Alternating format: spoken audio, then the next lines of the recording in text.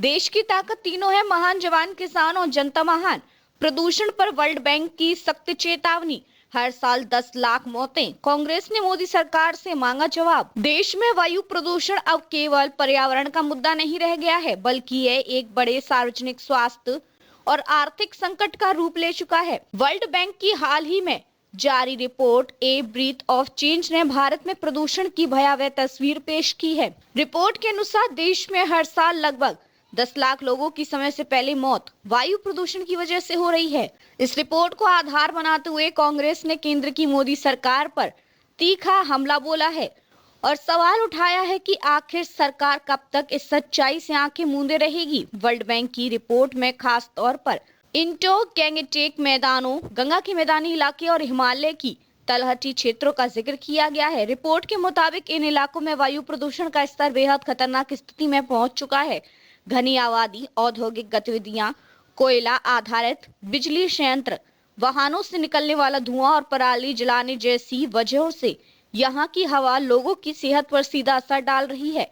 Report में यह भी कहा गया कि प्रदूषण केवल लोगों की जान ही नहीं ले रहा, बल्कि इससे देश की अर्थव्यवस्था को भी भारी चोट पहुंच रही है। अनुमान है कि हर साल क्षेत्रीय जीडीपी का करीब 10% नुकसान वायु प्रदूषण की वजह से हो रहा है। बढ़ते स्वास्थ्य खर्च, कामकाजी लोगों की उत्पादकता में गिरावट और समय से पहले होने वाली मौतें इस आर्थिक नुकसान की बड़ी वजह हैं। कांग्रेस नेता और राज्यसभा सांसद जयराम रमेश ने इस रिपोर्ट को व्यापक, स्पष्ट और सबूतों पर आधारित बताया। उन्होंने सोशल मीडिया पर लिखा कि जब अंतर्राष्ट्रीय संस्थाएं लगातार चेतावनी दे रही हैं, तब भी मोदी सरकार मामले की गंभीरता को स्वीकार करने से बच रही है। जयराम रमेश ने पूछा कि आखिर सरकार कब तक इस सच्चाई से मुंह मोड़ेगी कि देश में वायु प्रदूषण एक गंभीर स्वास्थ्य आपदा बन चुका है। वर्ल्ड बैंक की रिपोर्ट में वायु प्रदूषण से निपटने के लिए कई ठोस और दीर्घकालिक उपाय सुझाए गए हैं। कोयला आधारित पावर प्लांट्स के उत्सर्जन मानकों को सख्ती से लागू करना, शहर केंद्रित योजनाओं से आगे बढ़कर कानूनी रूप से मजबूत एयरशेड आधारित गवर्नेंस सिस्टम अपनाना, पब्लिक ट्रांसपोर्ट का विस्तार, इलेक्ट्रिक बसों और वाहनों को बढ़ावा देना, वाहनों के लिए और सख्त उत्सर्जन मानक और ईंधन गुणवत्ता नियम लागू करना।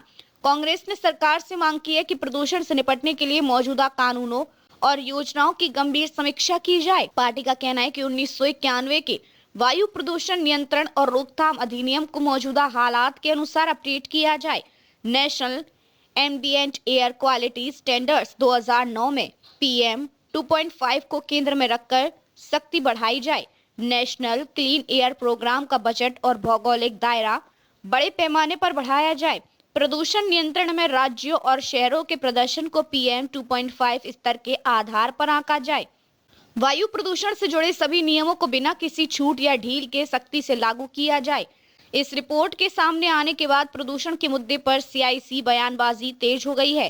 कांग्रेस का आरोप है कि सरकार केवल घोषणाओं तक सीमित है, जबकि जमीनी स्तर पर हालात लगातार बिगड़ते जा रहे हैं। पार्टी का कहना है कि अगर समय रहते ठोस कदम नहीं उठाए गए तो वायु प्रदूषण आने वाले वर्षों में देश की सबसे बड़ी स्वास्थ्य आपदा बन सकता है। देखते रहिए changing future TV. Like, share और सब्सक्राइब करना ना भूलें।